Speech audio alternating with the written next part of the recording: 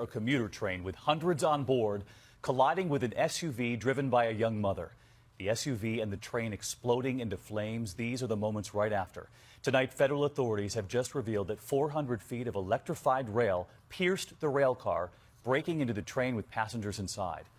Moments after impact, this cell phone footage showing firefighters going in, passengers trying to get out. Not everyone survived this. The thick black smoke engulfing the train, the heat so intense the windows melting. And from above, you can see what was left of the SUV. The young mother did not survive. Tonight, at least 6 dead, and the major question, why was that SUV on the tracks? ABC's Lindsay Davis on the scene tonight, leading us off. Tonight, a crane in place to remove the wreckage of that car. The charred aftermath of what started out as any other commute home after a long day's work. The train departing from Manhattan's Grand Central Terminal yesterday at 5:44 p.m. Report of an explosion on the tracks. 45 minutes into the trip, disaster. The train rolling down the tracks at 58 miles per hour, approaching a railroad crossing.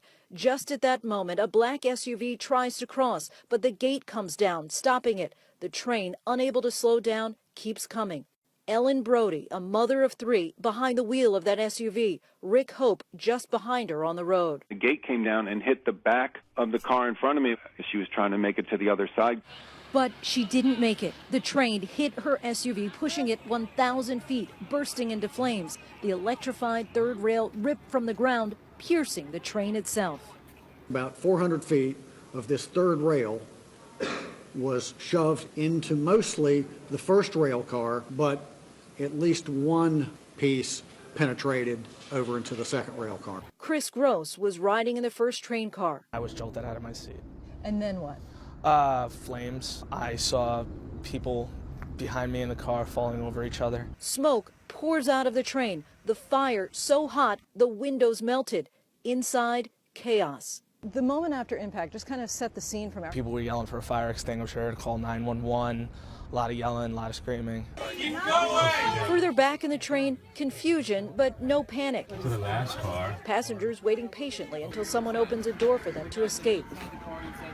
Today, that SUV barely recognizable. Investigators poring over the tracks. The conductor miraculously survived, but 5 men riding on that train died. Among them, Eric Vanderkar and Walter Liedke.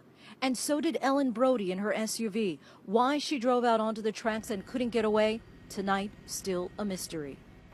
And Lindsay is still on the scene for us live tonight. And Lindsay, back to that report. We've now learned 400 feet of electrified rail actually pierced the inside of the train.